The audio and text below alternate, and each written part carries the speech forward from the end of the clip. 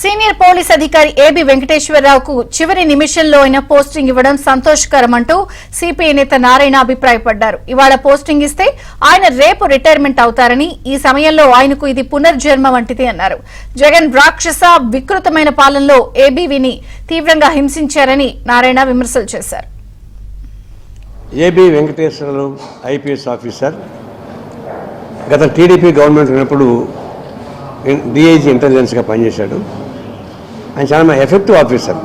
Sir political problems అంతా ఉండి ఆయన సర్వీస్లో మాత్రం గ్రే హ్యాండ్ ట్రైనింగ్ వరకు అన్ని చేసినవాడు. చాలా గట్టి ఆఫీసర్.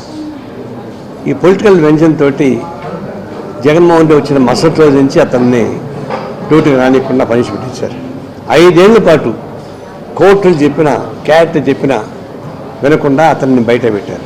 అంటే ఒక విధంగా హ్యూమిలేట్ చేశారు. ఈయనట్టయితే 10 ఏళ్ళుగా బెయిల్ పైన ఉన్నాడు.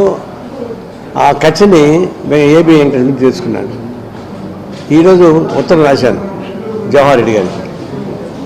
ఈరోజు అయినా సరే మీరు పునఃపరిశీలించి ఏబీ వెంకటేశ్వర యొక్క శిక్షను తగ్గించి డ్యూటీ ఇవ్వండి. ఈరోజు డ్యూటీ చేస్తే సరిపోతుంది, ఇంకా రేపటి నుంచి రిటైర్డ్ అయిపోతాడు ఆయన.